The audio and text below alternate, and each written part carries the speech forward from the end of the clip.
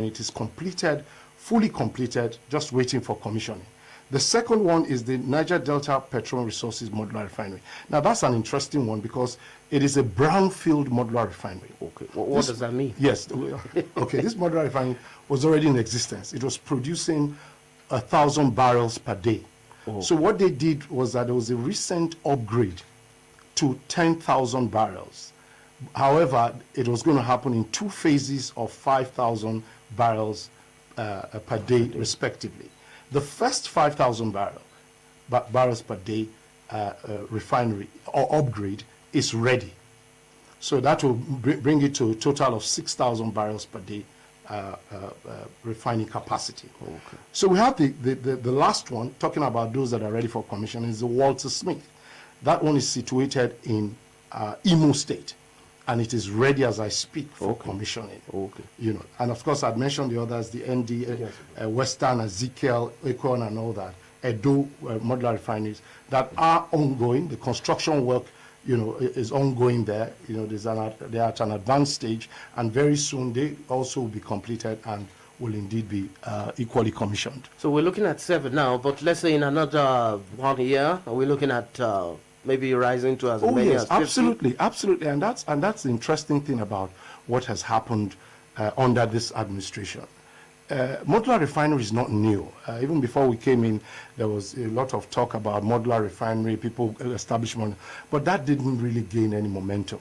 So when we came on board, we decided to do things differently. What we decided to do was to create an enabling environment to attract investors into the space. And what do I mean? So today, for instance, if you're importing modular refinery parts, equipment, and components, there's a concession that you would enjoy at the ports, so in terms of duty payment. There's also an intervention fund or intervention funds that have been put in place. So today you have a 200 million USD intervention fund, presently under the control of the Nigerian Content Development and Monitoring Board. Okay. Nigerian Content Development and Monitoring Board. There's a $200 million dollars fund, you know, being controlled by them. There's also a $500 million dollar fund warehoused in the BOI, Bank of Industry. I think that there's some MOU that was entered between the Chinese Nexim Bank or so and the BOI to give out funds, you know, up to the tune of $500 million for establishment of modular refinery, as well as even the gas flare commercialization program of this administration. So all of these have, if you like, have encouraged a lot of people into the space. Okay, but now this funds you just talked about, were they also useful for the 7? Absolutely. I don't want to start mentioning names, but I'm aware. At least this, a number of these refineries have accessed these funds, and that's why, they are where they are today. So I'm aware, very much aware. But I don't want to, open up anything. Details. Yes. So we're talking of private owners now, right? So it will seem as if there are certain people. I think the important thing to note is that this fund is available. Okay. And can be accessed based on, the meeting the requirements, the conditions and terms, as prescribed by this. Good. Let's just quickly look at the requirements. How is it difficult to access? No, it's not at all. Once you meet those requirements. Now, can you give us one or two? I'm not very clear. Okay, and I don't want. I think, but the key, what I think is important, the where you need to go to access this fund. I just mentioned that if you go to the Bank of Industry, you can discuss with them there. They will tell you what the requirements are. If you go also to the Nigerian Content Development and Monitoring Board, if you go there, they would also let you. I don't want to say what is not, this thing, sometimes they could review it. So I don't want to say what is not. So if you go there, you'll get the information that you require. Okay, let's look at another aspect now, which is quite difficult to avoid when talking about the Niger Delta, which is the Niger Delta Development Commission, NDDC. There are agitations from concerned Nigerians over the level of projects implementation, especially the pace of work done by the NDDC in that region. What has been done to address this challenge? Well, that's a very interesting subject. There's a whole lot that has been going on in that space in recent times. But let me tell you that one of the things we have done to ensure that there is coordination, there is synergy, there is transparency amongst the MDAs of the Niger Delta.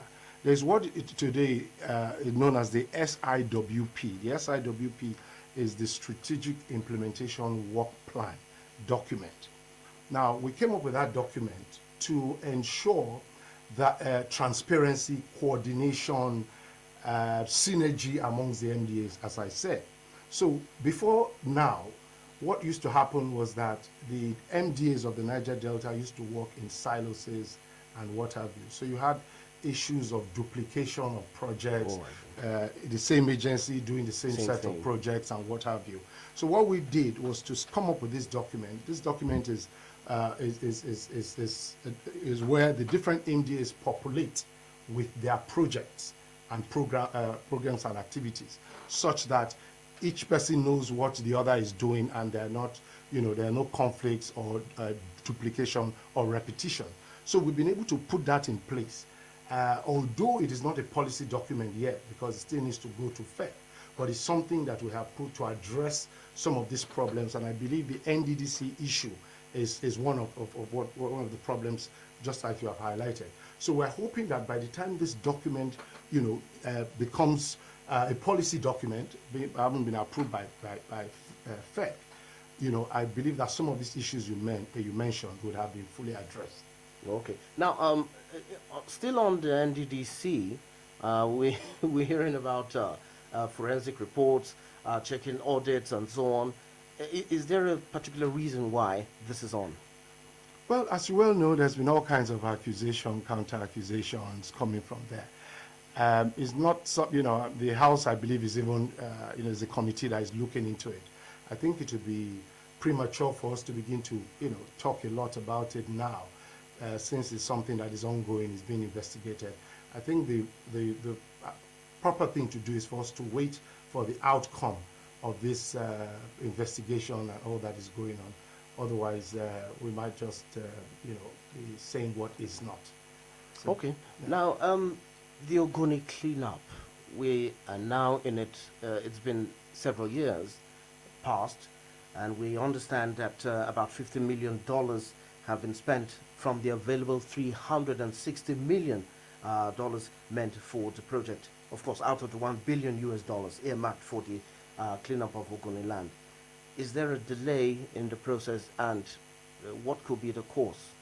What should we expect very soon and in the near future? Okay, thank you very much. The Ogoni cleanup has since started. Let me start with it. It has since started. I think the first phase of the cleanup, 21 lots were awarded. I believe, of course, to 21 companies.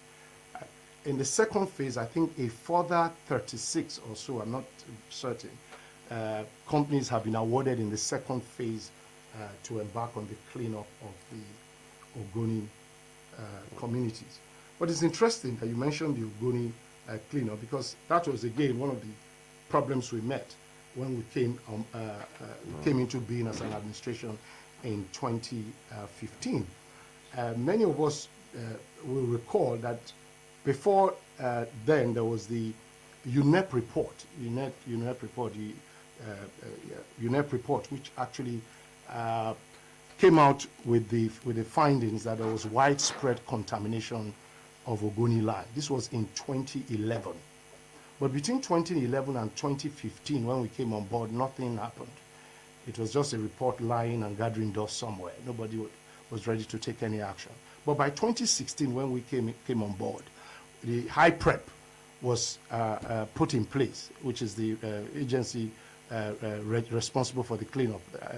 And immediately they swung into action with some preliminary recommendations in line with the UNEP report, that they had to carry out some,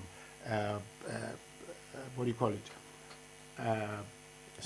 outreaches, training of personnel and all of that. So all this was carried out at the initial stages. But today, as I speak, the cleanup has started, has since commenced, I beg your pardon. The first 21 lots were issued, were awarded, and that was ongoing. And a further 35, or is it 34, I'm not sure, lots have also been awarded in the second phase of the cleanup exercise. So it's an ongoing program. It's something we're all very excited about. You know, it is something that we're getting very positive feedback in terms of the fact that it is something that is ongoing, even though between the time the UNEP report came out, which was in 2015, to now, a lot of time has since passed. But today, I can tell you confidently that the Ogoni cleanup has started. Okay, you're talking about 21 lots and later 35 lots in the second phase. Yes. Are there? Are we looking at more lots in the future? And if we say lots now, we're talking of yes, land demarcation. Demarcation. That's essentially what it is. Okay, so so in total, will that be all? No, it's an ongoing thing. They're always going to be at different points. They're going to, either increase, issue more lots to more people, or decide on how they want to go about it. But the whole idea is to ensure that the community is cleaned up. The rendition was be carried out in Ogoni land. Okay, let's quickly look at the transportation sector in the region. We're talking of the major road that will transverse from the east, from the west to the east, and so on, and also the Itakpe-Warri rail line project, the export processing zones in the region, which is aimed at boosting commercial activity and impact positively on the lives of the people of the area. What is the state of these aspects as we speak? Thank you. You can start with the Itakpe-Warri rail line, particularly. Yes, you know that really is, that's, as you well know, it's ongoing. We've seen videos of the different what do you call it, locomotives or what have you.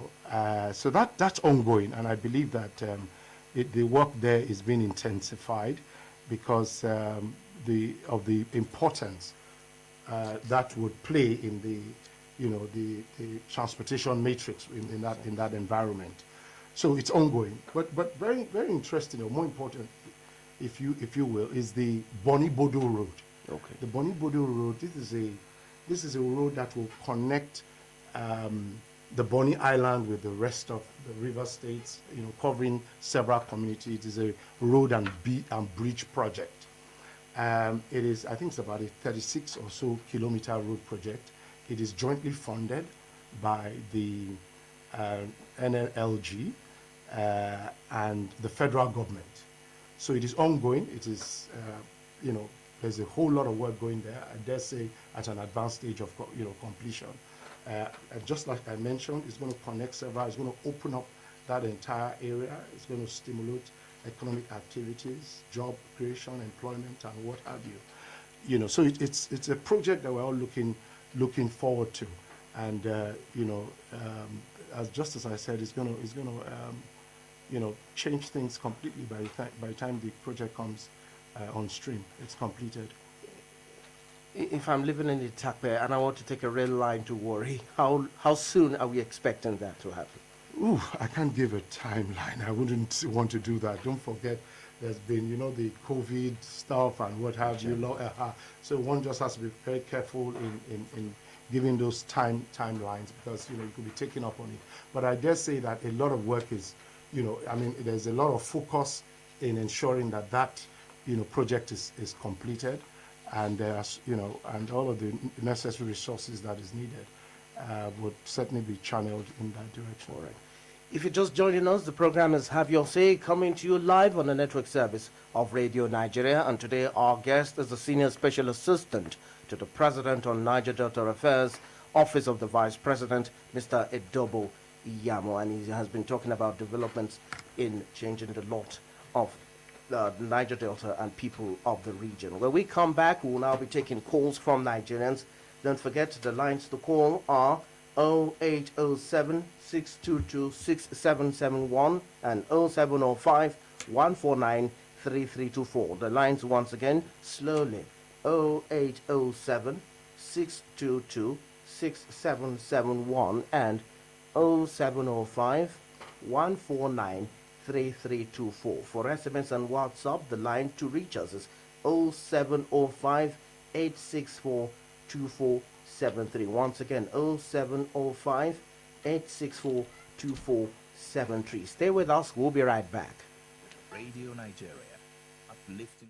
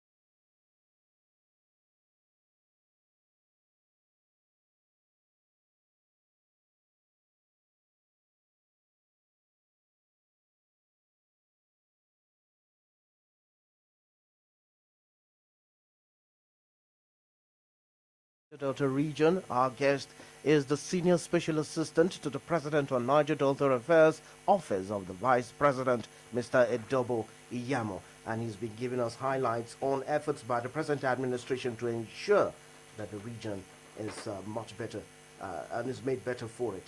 And thank you so much. Now, like we announced earlier, the lines are open for Nigerians to contribute on the program. I think it's necessary we announce the lines once again. The lines to call are 0807 622 6771 and 0705 149 3324. Don't forget, you can also reach us via SMS and WhatsApp. The line to reach us on that one is 0705 864 2473. Now, while we wait calls, let's talk a lot more about some other sector of the region, which is roads now, transportation. Very, very important. Yes, we'll get to gasoline, but can you tell us the situation of the east-west road? I know we mentioned something earlier. Okay, let's take the first call. We have a call right now. Hello. Yes, hello. Hello. Hello. Good morning. Tell us who you are and your location, please. Good morning. Can you hear me? Yes, please. We can hear you loud and clear. Go ahead. God bless you. You're on the line with the comrade Ikenna Ezekiel, aka Network in Jaba. I come from Jaba local government, Imo State, Nigeria. This morning, I want to thank the special assistant to the president on Niger Delta. He spoke well, but I would want him to adhere something to inform Mr. President. Whatever they are doing as it stands now, what we need is peace accolade between the separation. We've had him so far. So this is my take this morning. God bless you. All right. Thank you very much, Comrade Ikenna Ezekiel. Yes, let's take. We have more. Hello. Hello. Who's on the line? All right. While we wait, await more calls. Let's talk about. Hello. No, he just gave a commendation. Okay, let's take this one. Hello. Tell us who you are and where you're calling from. All right, I'm Chief Charles Obio. Chief Charles.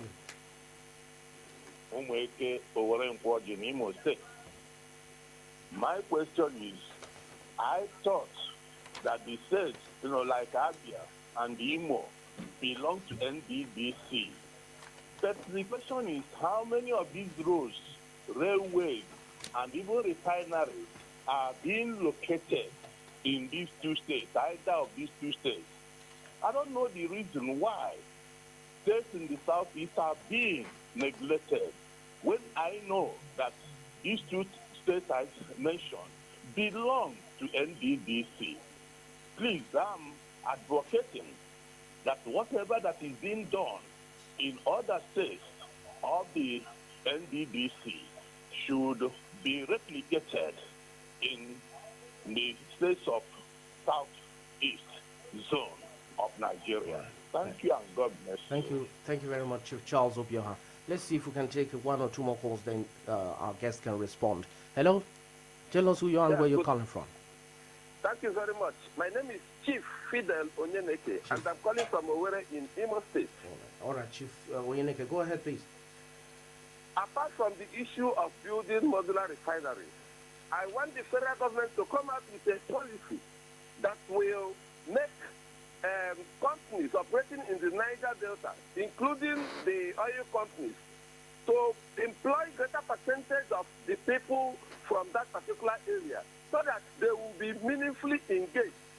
Secondly, government should provide agricultural input and loans, soft loans, to enable the people there embark on agricultural projects like poultry, fishery, and other things. There is need for us to ensure that roads and other infrastructural developments are carried out in that area so that the people will have a sense of belonging. Thank you and God bless you. I am Fidel Onyeneke. Thank you very much, Fidel. Hello? Tell us who you are and your location and go ahead, please. Hello? Okay. Yes, while we're waiting for calls. Hello? Yes, please.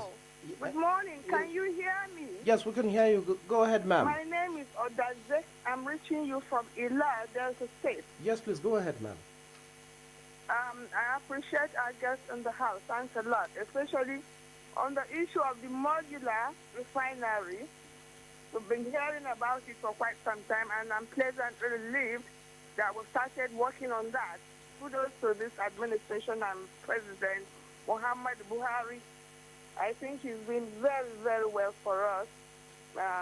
May he reign long enough to complete all these projects so that we can enjoy it too. More encouragement should be given for that modular refinery. More encouragement. The young people there in that part of the country need to be occupied, and I think this will be exciting for them. It's better than stealing the petrol or the gas from behind. Thank you. Now, having said that, now NDDC is a program after the hearts of those of us that are called Delta. Called Delta. It's so painful. NDDC the geese that lays the golden egg is from this side of the country. I stand to be contradicted. What has the NDDC done to show for it? Nothing. For the past 1 week, we've been entertained with all kinds of fraudulent activities that are just better imagined than talked about. It's rather a big shame. I'm ashamed of all the Deltans that have operated there and left us in squalor, in poverty, and all that. It is rather a shame. It is a shame. I think, look at the East-West Road. Look at the East-West Road. Come on. What are we talking about? Please, I am appealing. That probe on NNDC, the forensic probe by Mr. President, is commendable. God bless Nigeria. Amen to that. Thank you so much, ma'am. Ada Odazayas from Ila, Delta State. Hello? I think we can take one more call, then we can get a response. Hello? Okay. So, you can respond to the issues raised. All right. Let me just start with the very last. Okay. Ada Odazi. Mr. Ada Odazi. Yeah, thank you very much for your very encouraging words. I think you asked about what NDDC is doing and all that, and I think I'd responded to that earlier, and that just as we're aware, there's a whole lot going on. I think there's a committee in the House currently carrying out some investigative work. So I think we'll just leave it at that and just wait for the outcome of all of that. The East-West Road, I know that work has been going on or there was some work that went into the project some time ago. I'm not exactly sure what the current status is, but I know it is something at the heart of the administration to ensure that development, is brought to the region. And just as we have noticed from all the other initiatives I'd mentioned, it is something that is in the heart of our leaders, and they really want to ensure that meaningful development gets to the region. On my second, I think this time is Chief Fidel. Charles Obioha. I think it was Charles. Obioha. Okay. Or you rather want to start with Fidel Oyeneke? Yes. Because he was the second to the last caller. Yes. Second to the last, yes. Oh, yeah. So loans for Agric, I think there are quite a number of loans for people who are, involved in agriculture. It's for you to want to just, find out exactly where these opportunities lie. I know there is NASA, they support, Agric projects, and, some different programs with the Bank of Agric. So I think it's just for one to just look out for where these opportunities lie, but they do exist under this, in a lot of the programs we're currently, carrying out under this administration. So that would be my response to that. In terms of infrastructure, I think she also mentioned things about it, infrastructural deficit. I did mention earlier that the Bondi Bodo Road, that's an example of, some work that is being done. It's a 34-kilometer road. It is huge. It's going to open up that area when it becomes operational. So it's something we all should look forward to. Just as I said, it's going to stimulate or strengthen economic activities once that place is opened up, and what have you. So I think it's something we all should look forward to, and that would happen very, very soon. The other the first call, I think, talking about bringing projects to the east. There are a number of projects in the east. I mentioned the Ikwe Ona, which is although privately owned, but just as I mentioned earlier, there are a lot of support that they're getting from the federal government. There's Walter Smith, which is in Imo State. Ikwe Ona is in Akwa Ibom State. So just to say that the present administration is determined to ensure that the narrative changes. And what was the narrative? The narrative before now, we used to, about the Niger Delta was a narrative of abandoned project, a narrative of underdevelopment, and so on and so forth. But today, all that is changing.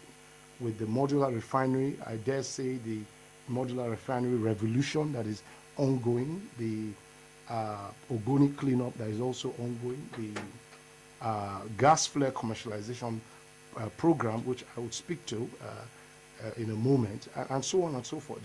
And of course, the Maritime University. There's also the Maritime University. Now, one of the issues that came up during the Vice President's engagement was how to deal with, address the shortage of manpower in the maritime industry. Before now, people had to travel abroad for training in that space. But today, the Maritime University is operational. It is situated in Delta State. They started out in 2018 with 3 faculties: Faculty of Engineering, Faculty of Marine Transport, and Faculty of Environmental Management. So, right now that university is ongoing, and the people of the region are very excited about that. Okay, let's talk about a major project. This morning on the news, we talked about a special feature of a gas pipeline from the south to the north that will terminate in Kano, to be exact. How far has this project gone, and is it running already? It is running. I believe it is running. I'm not sure. I'm not sure about that. But I know that all that needs to be done, all the preliminary work and all that is being done as we speak. but I'm not, in fact, sure whether the project has started. Don't forget that we're just coming out of the lockdown and all of that. So I don't want to say, I cannot tell you categorically what the status is on that. But I do know that all the preliminary work, I've read several things about it, memos and what have you, that a lot of work is going on to ensure that this project kicks off as soon as possible. But talking about, gas, just use the opportunity to talk about the gas, the gas. If you may hold your thought for a minute, Okay. I just got information that we need to announce that the SSA Media and Publicity in the Office of the Vice President would like to speak with the caller earlier. That is Madam Adao Daze from Ila Delta State. So please, Madam, if you're listening, please try and call us back at 11 a.m. so that you can interact with the SSA Media and Publicity in the Office of the Vice President on the issues raised earlier. Okay. Yes, back to you, sir.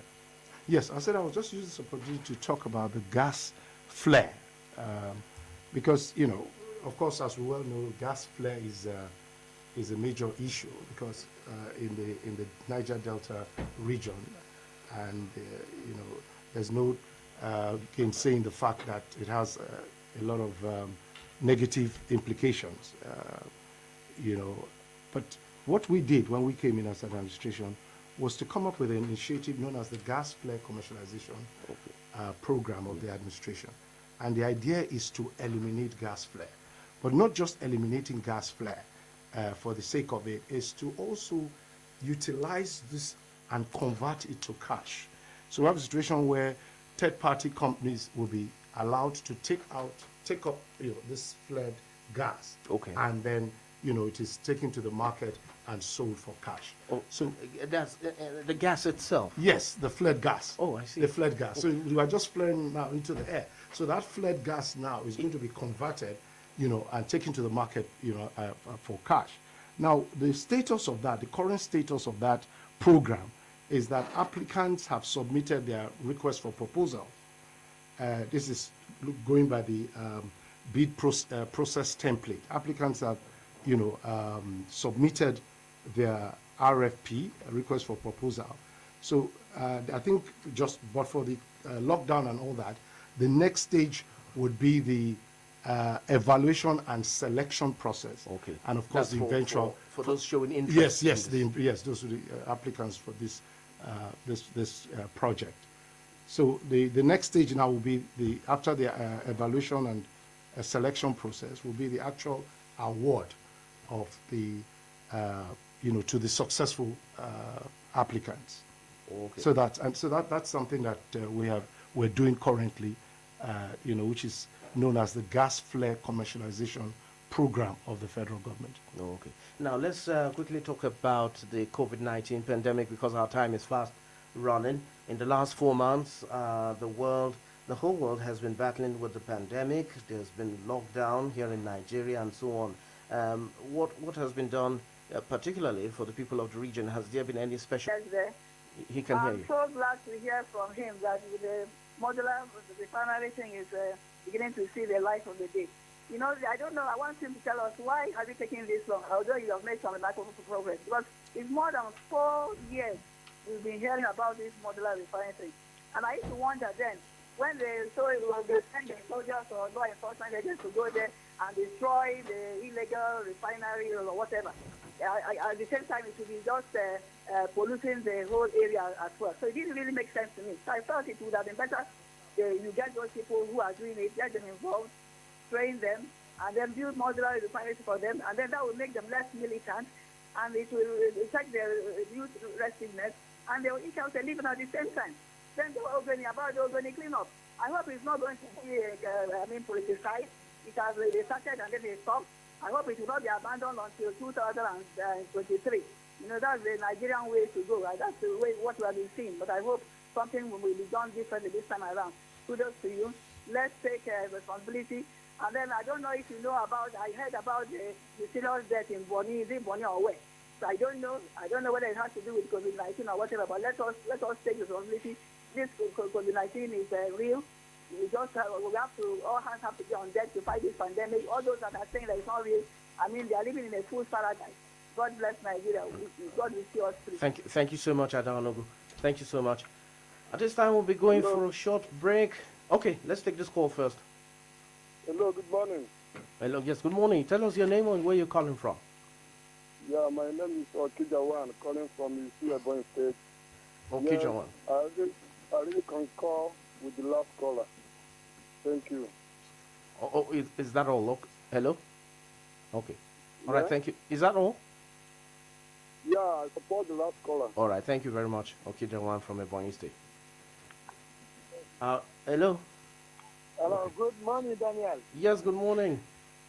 How are you all doing? My name is Nasru Hussein from I'm calling you from Gusau, the state capital of Zamfara State. Oh, go ahead, please. How is Gusau this morning? I want to thank for the special advisor of the Office of Vice President.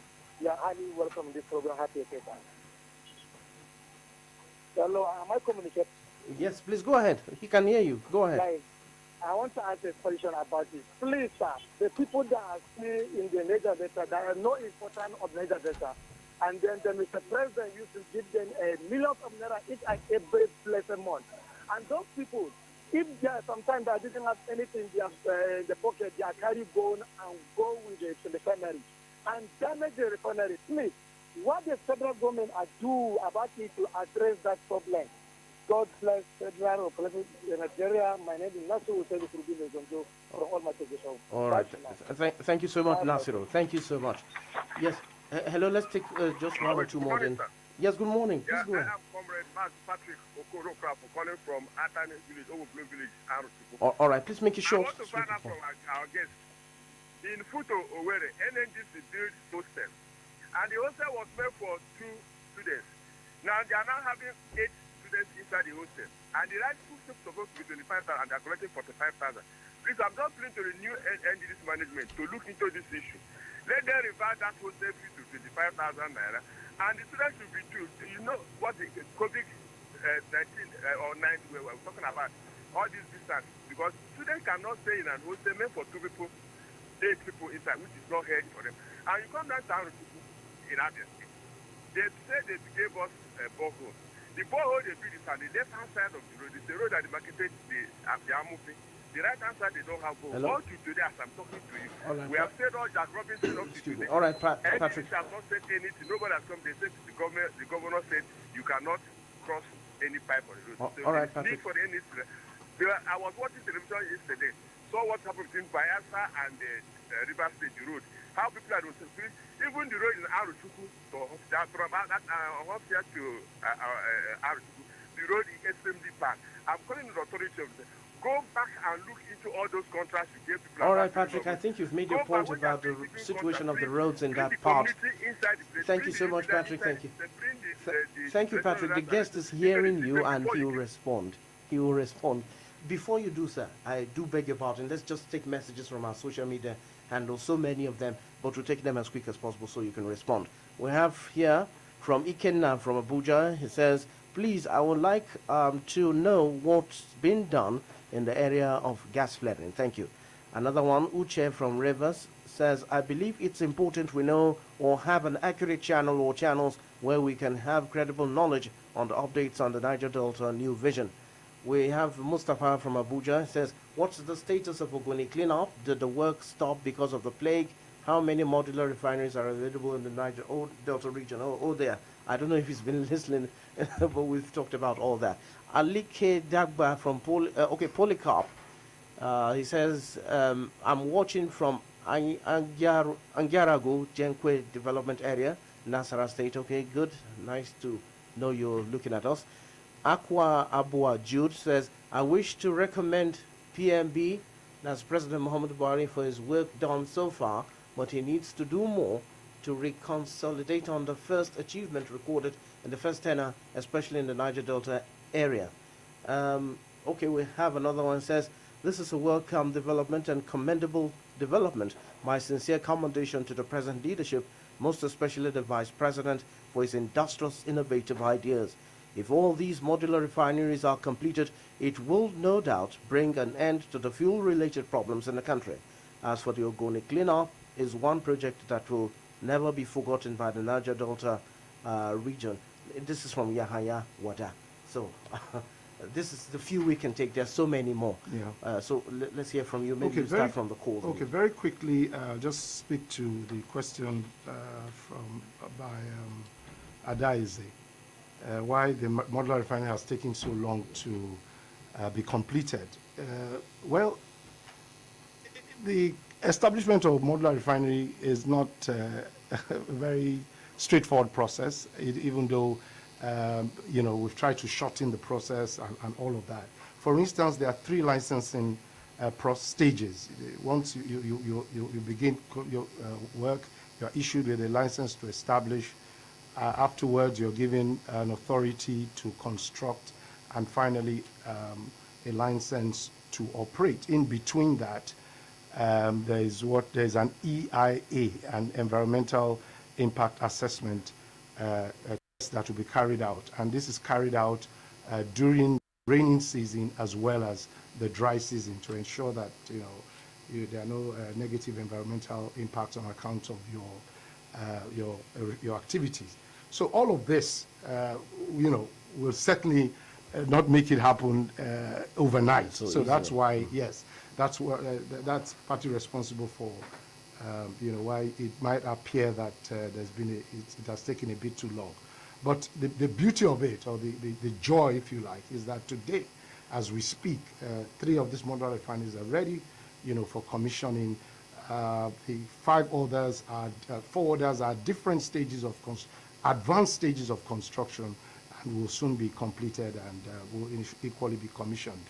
And this is also to just mention that aside from these 7 that I mentioned, I'm also aware, because I have my contact in DPR, that fresh applications are coming in, regularly for the establishment for modular refineries. So it's something that a lot of Nigerians are keen into. And just like I said earlier, that one of the things, in my view, that has changed the dynamics is the fact that, this administration has created an enabling environment through funding and policy, if you like. Funding in the sense that today we have the intervention fund with the Nigerian Development Monitoring Board, Nigerian Content Development and Monitoring Board, and then with the BOI, $200 million and $500 million respectively. So as I said, all that today has really energized, or attracted a lot of people into that space. So that is Mr. Adaize. Mr. Okija I think said, it was just aligning with that. I actually like that name, Okija Mr. Hussaini spoke about the amnesty program. Well, he said something about people collecting money, and I believe he was talking about the amnesty program. From the Gusau? Yes, yes. I think. So I think that program is, preceded this administration, and what we have done is to continue with it. It is a good program for those who are without a job and all of that, to support them and all of that. So that program we have continued with. And that refers to the amnesty, the presidential amnesty program of for the Niger Delta. Okay. Yeah, I think that's about it. Yeah, that's about it. Yeah, then Ikena on the gas flare, I think I've talked about that before. There was a last caller, Patrick Okorafor, who talked about NDDC. I think he was talking about the university where the hostel seems to be crowded. Yes, that a place that was meant for 2 people is now being occupied by 8 people. I've noted it, and I will take this information back to the to NDDC or the relevant person, and hopefully that issue will be addressed. Okay, let's take 1 or 2 more messages, then we round up for the day. Okay, we have a call. Hello, let's take the call. Hello, that will be our last call for today. Hello, tell us who you are and your location. Okay, my name is Paul. I'm calling from Udugalike. Paul, Enugu State. Please make it short. You have 10 seconds. Okay, you see what the thing that it's been a long time we've been hearing about, modular and the gas project. This is a great problem of that. Why don't even the government, invest it into something, useful? It's not time, All right, thank you. We can't hear him too well because But I know he was talking about gas flaring, which we had already discussed. Yes, I earlier. had spoken about the gas Yeah. flare, and I said we have a program or policy known as the gas flare commercialization policy, and I made reference to. Go ahead, please. Yes, Go and ahead. I referenced the stage in which those who have applied are currently, and that is they are the stage of the request for proposal. After that stage, the next stage will be the evaluation and selection of the successful candidates, and ultimately award of contracts to those who are successful.